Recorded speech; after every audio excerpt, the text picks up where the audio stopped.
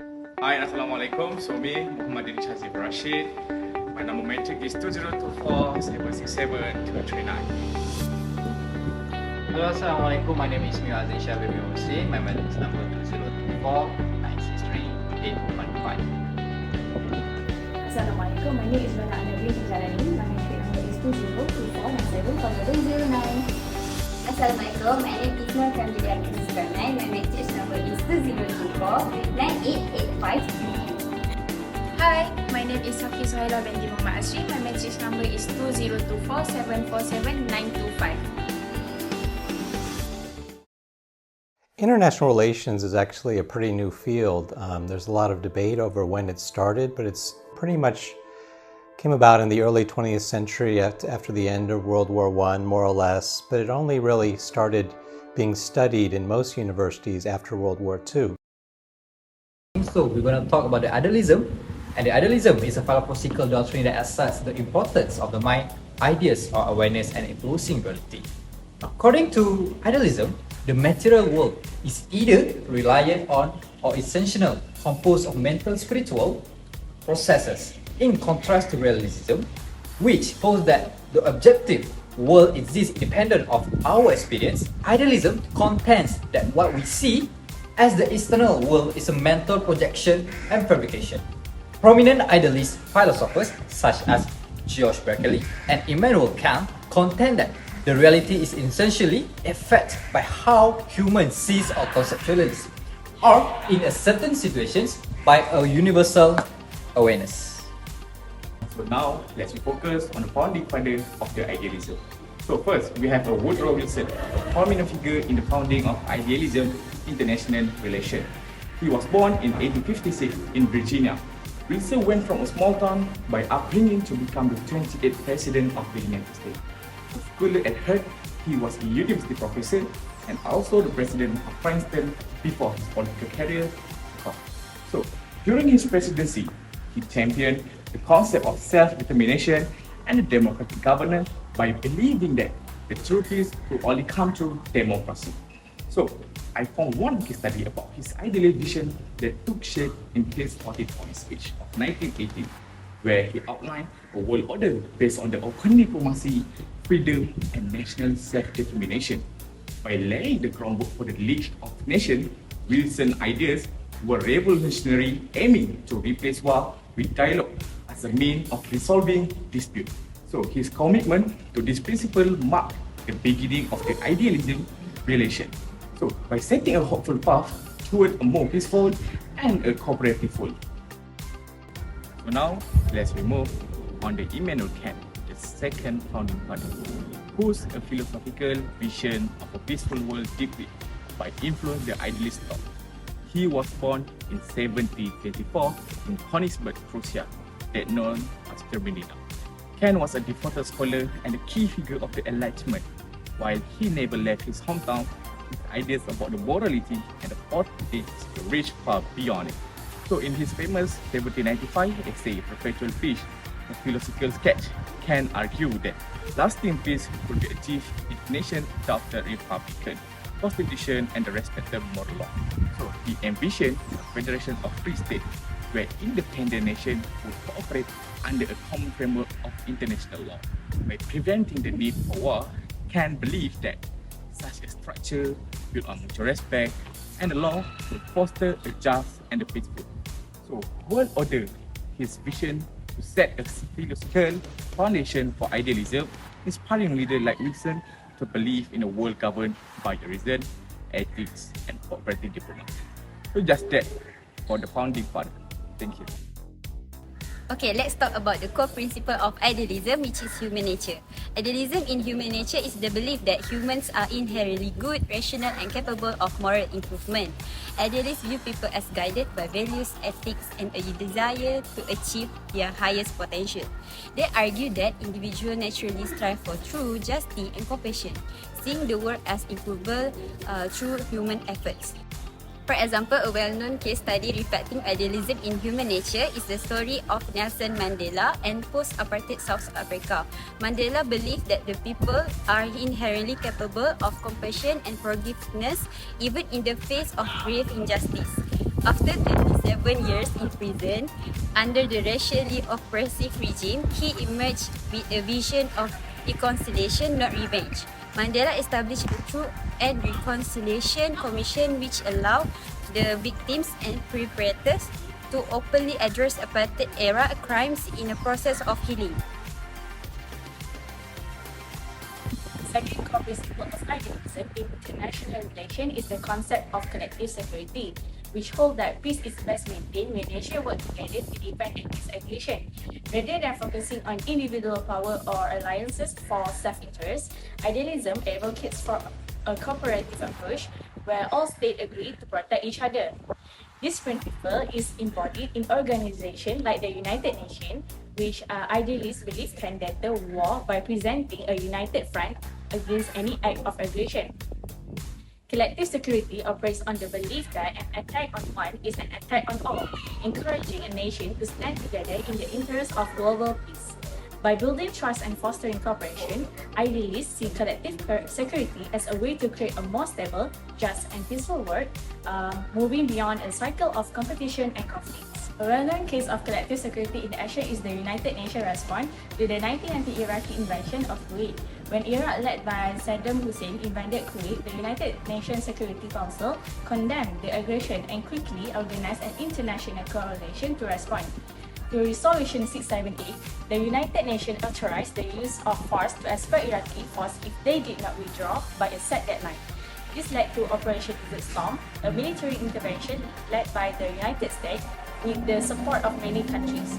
The operation successfully liberated Kuwait in early 1991, demonstrating the United Nations commitment to collective security. This intervention was widely viewed as an example of collective security, where multiple nations came together under the United Nations authority to counter an act of aggression, uphold international law, and restore peace in the region. Other than that is promotion of democracy. One of its core principles is the promotion of democracy, rooted in the belief that societies thrive when guided by justice, freedom, and equality. Idealists argue that democracy fosters environments where individual rights are respected and collective decision-making allow for moral and intellectual growth of citizens. A real-world example is post-World War II Europe, particularly Germany, where the establishment of democratic structures supported by idealist philosophies and helped transform it from authoritarian rule to a prosperous liberal democracy. The Marshall Plan, which included the financial aid and the promotion of democratic principles, was instrumental in the process, fostering cooperation, economic recovery, and preventing the spread of totalitarian ideologies. Today, Germany's strong democratic governance and leadership in the European Union stand as proof of how idealist values emphasizing the alignment of political system with ethical imperative can positively reshape nations. Next is international cooperation, which posits that countries can achieve common goals and address global challenges more effectively when they work together. This approach emphasizes dialogue, share value, and collective action. Do you want to know the example? Let's! Okay, let's talk about the example. Is the Paris Agreement on Climate Change adopted in 2015. In this landmark accord, nearly every nation in the world committed to work collective to combat the climate change by reducing the greenhouse gas emission and limiting the global warming to well below 2 degrees Celsius. By fostering a spirit of partnership, the Paris Agreement exemplifies the idealists believe that through cooperation, nations can address pressing global challenges and create a sustainable future for all. So now, let's reanalyze the strength of the idealism. Particularly, its focus on the cooperation are its core the idealism that encourage dialogue and diplomacy and mutual understanding as the way to reduce the tension between the nations. So rather than be resulting force, idealist theory promotes international cooperation to address and resolve the conflict. This emphasizes the working together that has led to the formation of institutions that mediate global issues, such as the United Nations and the various peace treaties. So, a prime example of the idealism in action is the European Union. Following the devastation of 2 world wars, European nations that recognize the need to cooperate to secure lasting peace and prosperity. So the EU was built on the economic and political unity to aiming to make war between the member states unthinkable. So by encouraging the nation to share the sovereignty in areas like trade, law and policy, the EU stands as a model of how idealist principles can transform the former rival into cooperative partners. So through this approach, idealism seeks not only to prevent the conflict, but also to create a more interconnected and peaceful world order. The second strand of idealism in international relations is its focus on establishment international norms, which provide a shared foundation of values and rules for countries to follow. Idealism promotes principles such as human rights, peaceful conflict resolution, and respect for sovereignty, which are embedded in international agreements, treaties, and organizations like the United Nations. These norms set clear expectations for how countries should interact, making international relations more predictable and cooperative. By adhering to these norms, states are encouraged to act not only in their own interests, but also with the regard for global ethical standards, reducing conflicts and fostering a sense of mutual accountability. This approach aims to create a stable, rules-based international system where diplomacy and respect for common values help maintain peace and build trust among nations. A clear example of established international norm in action is the global commitment to the Paris Agreement on climate change adopted in 2015. This agreement, which includes nearly every country in the world, set a collective goal to limit global warming to well below 2 degrees Celsius above pre-industrial level, aiming for 1.5 degrees if possible.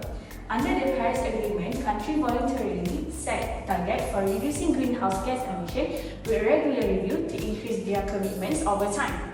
This agreement reflects the norms that addressing climate change is a shared global responsibility, encouraging cooperation and accountability in environmental policy.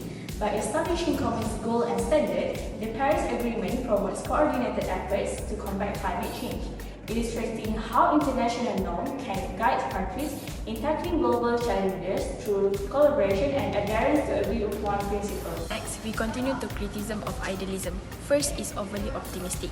Idealism can sometimes be overly optimistic, with the belief that people and society can achieve perfect moral standard.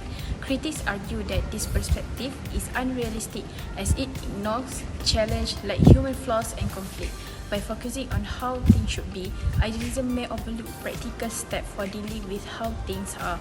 For the example, is the League of Nations, formed after World War I to promote global peace. Its founders were idealistic, believing that international cooperation could prevent future wars. However, this optimism underestimates issues like nationalism and power politics, and member countries often fail to act against aggression. The League's inability to prevent conflict, such as the lead-up to World War II, highlights how overly optimistic idealism can fall short against real-world challenge. Second, criticism is ineffective during crisis. The main critique of idealism in times of crisis is that it often fails to provide effective, timely solution due to its reliance on principles that emphasize cooperation, moral values, and the ideal of peace over immediate practicalities. In crisis, idealist approach like advocating for diplomacy and multilateral action by be too slow or lack of decisiveness need when rapid action is essential. For example, in the 1994 Rwandan genocide is a powerful example of how idealistic principles within the United Nations struggle to address urgent humanitarian needs in the crisis. The UN Assistance Mission for Rwanda, UNAMIR, created to enforce the Arusha Peace Accords, had limited authority and resources, leaving it unable to prevent escalating violence. As a result, the estimate of 800,000 people were killed before the effective international intervention was mobilized. Next, we're going to talk about a post-World War I Woodrow Wilson role in the formation League of Nations. Following the World War I, US President Woodrow Wilson was instrumental in establishing the League of Nations, which was central to his larger visions of a more peaceful and cooperative international order. Wilson's 14 points, published in 1918, details an idea for avoiding future conflicts, including the formation of the League, which he regarded as a forum for settling disputes, encouraging diplomacy, and ensuring collective security. Despite his effort, the United States Senate rejected the Treaty of Versailles and declined to join the League, limiting its potential effects. Nonetheless, Wilson's support for the League signified a dramatic change in international affairs that emphasizing multilateral diplomacy and collective action above power politics and alliance, while the League struggled to retain control and failed to prevent the development of aggressive governments in the 1930s. It provided the framework for the establishment of the United Nations during World War II, which carried forward Wilson's ideal of a global administration and peace. Okay, so let's be moving to discuss the impact of the idealism on international relations. So particularly, its influence on the formation of the United Nations after the World War II that rooted in the idealist thought. The UN was established to offer a nation that dedicated a forum to resolve a conflict peacefully. So leaders saw that the catastrophic wars had come in part from a lack of dialogue and effective international cooperation. Idealism emphasized on diplomacy and shared goals directly inspired the creation of the global organization. So UN is built around core ideas such as commitment to uphold the human rights, foster economic, social and development. This to maintain the peace. This principle reflects idealism belief that cooperative and lawful order can prevent the suffering and destruction caused by war. So one way the UN embodies this ideal is through its peacekeeping mission. In countries like Rwanda, Cambodia, UN peacekeepers have intervened to stabilize the region and protect the civilians. So, aiming to foster the peace and build trust among conflicting groups. So just that from this part, thank you. Humanitarian intervention has become a significant impact of idealism in international relations, driven by the belief that the global community has a responsibility to protect people from atrocities and severe human rights violations. Idealism holds that the government failed to protect its citizens or itself committing abuses. Other nations have a moral duty to intervene even if it means losing national border. This principle was evident in intervention like NATO, in Kosovo in 1990, where military action was taken to stop ethnic cleansing. Humanitarian intervention can be controversial as it challenges traditional ideas of sovereignty. However, its reflects ideas produced by prioritizing human rights and ethical responsibility.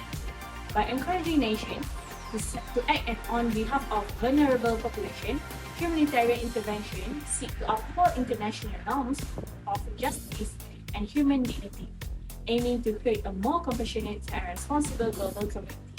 Next, I will continue in pros and cons of idealism in international relations.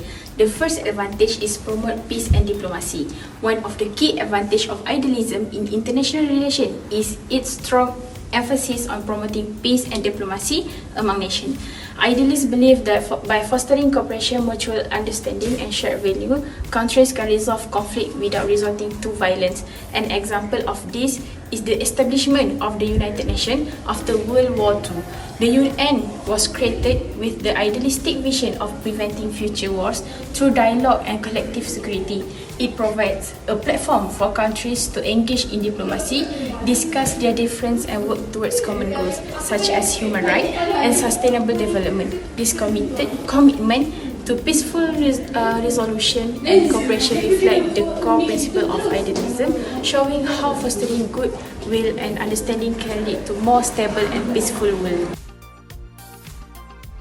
An important advantage of idealism in international relations is that it encourages global cooperation and multilateralism. Idealism is based on the belief that countries can achieve more by working together rather than acting alone, especially when facing complex global challenges like climate change, terrorism, and pandemic. By promoting multilateral approaches, idealism supports the establishment of international organizations such as the United Nations, which provide platform for dialogue, conflict resolutions, and collective actions. This cooperative mindset builds trust among nations, helping to prevent misunderstanding and reduce the likelihood of conflicts. Idealism focuses focus on shared goals and collective responsibility, strengthen diplomatic ties, and foster a sense of global unity, making it easier for countries to address common issues in a peaceful and organized way. Through multilateralism, idealism aims to create a more stable, interconnected world that problems are solved with and mutual responsibility. A significant case of encouraging global cooperation and multilateralism is the establishment of the World Health Organization, WHO, in 1948. The WHO was created with a mission to promote health, keep the world safe, and serve vulnerable population, especially in times of public health crisis. A notable example of its role in fostering multilateral cooperation occurred during the COVID-19 pandemic, where the WHO coordinated global responses, facilitated research, and promoted equitable access to vaccines through initiatives and programs. The organization efforts to gather data, provide guidance, and encourage collaboration among countries exemplify how multilateralism can effectively address health emergencies that transit national borders.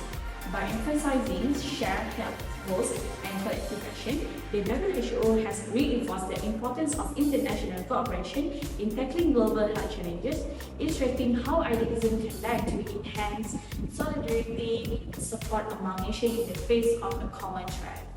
A key disadvantage of idealism in international relations is the tendency to overlook the inherently competitive nature of global politics. Idealism assumes that nations will prioritize cooperation, moral values, mutual goals, which can underestimate the reality that states often act to maximize their own power, security, and influence. This approach may fail to address most international action, particularly when resources, security, or geopolitical advantage are at stake.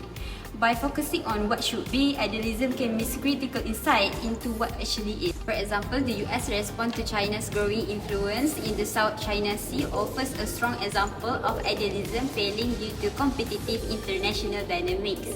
The United States initially hoped that China, as the integrated into the global economy and multilateralist institution, would follow the international norms, respect and sovereignty, and seek peaceful cooperation. However, as China began to asserting the territorial claims in the South China Sea, building artificial islands and militarizing the region, it became the evidence that China was prioritizing their strategic interests over the international norms. Now, let's examine one of the key disadvantages of idealism in international relations: its tendency to overlook power imbalance and inequalities among nations. Idealism's ambitions a world where all countries cooperate as equal to maintain peace and uphold international law. However, this vision can sometimes underestimate how power dynamics plays out in reality, where stronger nations can dominate or manipulate international institutions to serve their interests. A clear example of this is seen in the structure of the United Nations Security Council. Although the UN was founded on the idealist principles of cooperation and equality, the 5 permanent members, the United States, Russia, China, and United Kingdom and France, hold the veto power. This means that any one of these nations can block action regardless of the majority's opinion, often stalling important decisions. This veto system highlights the significant disparity in influence, showing how powerful nations retain control and can obstruct collective decisions, particularly when these decisions conflict with their own agendas. So in conclusion, in international relations, idealism suggests that peace and cooperation are possible when countries work together based on shared values. International laws and institutions like the United Nations, idealists believe diplomacy, democracy, and moral values such as human rights can help prevent conflict and build a stable global community. Although idealism is sometimes criticized for being too optimistic, since countries often act out of self-interest, its focus on cooperation still influence global efforts to address issues like climate change, humanitarian crisis, and disarmament. Idealism provides a hopeful vision of a more peaceful world despite the realities of competition and power struggles among nations. So that's all from us. Thank you.